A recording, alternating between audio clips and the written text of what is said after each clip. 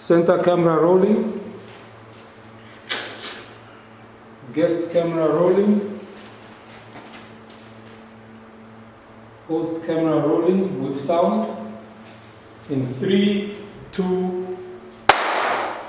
Hello once again and welcome to another edition of African Stars Club Legends. With us today is Mr. Zigo Omwena Shadaba. Welcome to the program, Zigo. Thank you, hello Carlos, thank you, and thanks really for having me. Always an honor to come speak about African Stars, bringing us down, taking us down memory lane. Very good, I like it. Well, he might be a little bit young, but he's a club legend. In and out African Stars, he stood the test of time. He started with African Stars at a very young age, coming from Kakara Secondary School, having played for clubs like Hungry Lions with his brothers, Count Decker Aces, and he was eventually snapped up by African Stars. Can you please walk us through your journey as to how you joined African Stars? Yeah, firstly let me say I grew up in Aminus, Sarimare, and for my first 6 years, and then at the 7th year I came to Windhoek. That's where I first made contact with the football. I watched my brother, I used to accompany my brother to each other or to trainings. We remember Hungry Lions used to train single quarters there before that at disco hall on hard makes, hard rocks. We trained there, and then maybe you had 2 pairs. Some guys had only 1 pair. They play on that rocks, and then you have to play at the SKW or Kalutara Stadium with the same boots. That was tough. But as I said, I grew up there, and then I came to primary school in Windhoek, and I went to Waterberg Primary School, senior primary school for further my studies there. I played real football there. Many people can attest to that. And then I went to Kakara Secondary School, played for the first team before I came for trials at African Stars. But it was a given. It was my best. I just had to take that after school. It was just African Stars all the way. There was no other team. I came for trials, and then I went back to play for the first division team, youngsters of Okahanja. We juggled between those village tournaments, and then first division. We played for young Hungry Lions as well. My boy, I must say my boy, because that's where I saw the first side of the ball at Hungry Lions. And then I played trials for African Stars and went back. They wanted to snap me out immediately. And then I said, no, I'll come in due time, no problem. Now, at some stage, you also went to Shifidi. Shifidi was in Shifidi? Yeah, I came for secondary school. my standard set. And who were some of your celebrated teammates there at the school? At the school, I was with Kilian Kavari, and I think Ringo Scriver were seniors, and Max Kapose, those were the boys I grew up with. That was my age mates. And then we had in under 17. We played for the under 17 in that year. We played some good football as well against Ashipena, against the former white schools. It was 1987, so former white schools. You made your debut against Sorolo Bucks, if I'm not mistaken, in a friendly match. And then your official debut against Celtics, where you beat Celtics 5-0. So tell us, how was the feeling like? I mean, playing for African Stars, especially in front of a big crowd. It was always your dream to play for African Stars. Now suddenly you find yourself among stars like Tsetse Nerungu, Bernard Newman, and all these top players. And going into that field, how was the feeling sort of like? I was a little arrogant. There was a little sense of arrogance with me. I knew when my time comes, I'll come to training, give it my all, and just go into the starting lineup. There was talk all over the place. Where are you going to play? Where are those people? Where in that midfield there is who? There is who? Toti Hanabi, there is Richard Kambripa. Where are you going to play? I said, no, when it's my time, I'm going there. There was a tendency also of the old guard. They didn't want to make space for the youngsters to come in. We were training at English primary school, I remember. It was still not grass like it is today. But I gave them a run for their money. It was clear I had to be in the starting lineup. So the Serondo was friendly. That's why nobody wanted to leave me. No one wanted me to go back to Okara. They were talking to Stanley, the boy is not up by someone else. What if Liverpool or Hanja Ground was coming over? Take that boy. And then Stanley said, I'm assured that boy is in and out of the Stars. He's going away. So when I started friendlies, I was already I was welcomed with open arms because I forced them to welcome me with open arms because it was You could play with the talent. Yeah, when you are good, no one can push you down. And we had Shepard Morabe last time as coach. That's where I started. European was no two ways about it. How was the reception? I mean, like the atmosphere in the dressing room with the senior players. I mean, acceptance of young players and newcomers. Like you said, this guy is probably coming to take my place, or he's going to coming to take my friend's place. So how was it? Was there any tension among the players? I think that was it was a given. It was time for change. I pity the guys like Katisha, Bernard Newman, Juku, Bowishinga, the chief was. The guys were part of the 1984 team that won the domestic cup. That was the last cup the Stars won 1984. And then they went on a dry spell for 7 years. So maybe they accepted that. And then remember 1990 they played promotional relegation. Yes. They almost went down. And then they recovered. And in 91 they came second in the league. That's why we went to play in Zaire. Former It's against Bongo. Bongo Sport. Yeah. And Lost 5-0 in the lead. yeah. Yes. 2-0 away and 3-0 here. You have a good memory. CK. Okay, now, at some stage after that, you have established yourself now as a vital cog in the Stars starting lineup. The team went a little bit on a slippery slope, where you struggled and you went through a lot of things at Stars, though you also enjoyed some success. How was it like, trying to keep the team afloat when the going was tough? First of all, 1992 when I started playing, that was not the end of the 7 years of It's drought. 7 years drop, yeah. Yeah, so when I came, we changed a lot. We made African Stars people to enjoy what African Stars is about. Because that is the year we played Leg Africa in the 1992 Classic final. That's the year we played the Ramblers in the Metropolitan Cup. Finally won 3-2. We won both. Yes. So that's the year also we went to DRC, as you said, then in Zaire. We had a good team bonding exercise there. That was a good trip. Funny moments. Some we will not talk about. That was a good team bonding. I think the Zaire trip helped us a lot. That is maybe formed part also of the acceptance. Years of experiences. Yeah, the acceptance also, I think it was helped by that trip as well. What was your role in the team as a youngster, playing next to Bernard Newman and Tete Neru and those senior players? And you were really a marvel to watch. I was one of the guys who could pay any kind of money to go and watch you playing football. What the confidence that you had for somebody your age, where did this come from? How did you manage to play? I mentioned arrogance, slight arrogance, because in school I was a settled starter at the secondary school, first team Karara. I played in the midfield for 4-3-3 system, in the middle, in the center. And then, so sometimes I tried libero as well. And then I was speedy. When I came to African Star, I thought I would play central midfield. And then Shepard Morabe, he saw my speed and then converted this whole system and made it a 4-4-2, me on the wing. So that's why I didn't struggle. From training, commitment, there was no way I will be shy or afraid of going in there. I played football like, also we were a bunch of our youngsters, with young Angolans, Namibians, the youngsters of Okahanja. We had a bunch of very talented boys.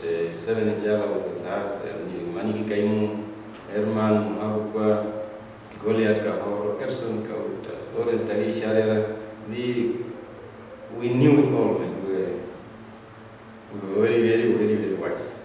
Now, Zico, the name Zico, was a Brazilian soccer player, Brazilian midfielder. How did you came to this name, Zico? Was it given to you by your teammates, or how did you acquire this name, this big name, Zico? It's a big name. It's white. They call it in the white. Tell us a little bit how you got this name. I played in Waterberg, the senior primary school, and then we went to play in Shitu. I played that tournament. And in Shapiru Gerard, I had no choice.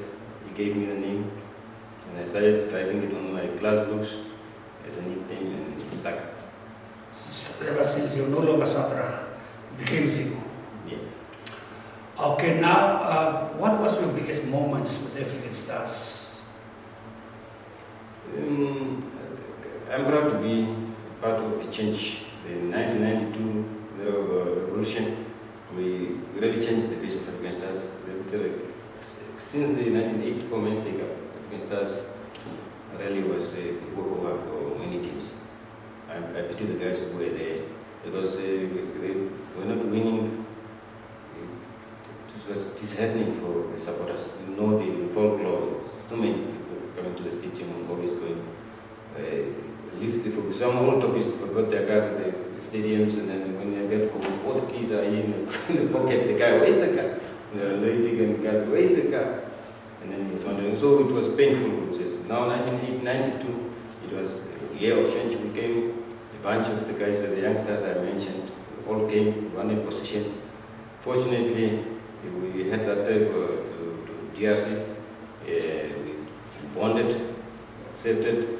And then when we came back, we gave teams hell. That's we played the Casa Classic. We went to Shakati. We played in two groups, three teams. Legapega was in another group. African Stars was in this group. I think we played the Cities and Blue Waters. And then we both went through. African Stars, Legapega, to come back to win for the next weekend, next Saturday, play that final. Their tails were up because they never went. They don't lose in the finals against the African Stars. It's VR once when we went through to Moshakati. It's VR once us again.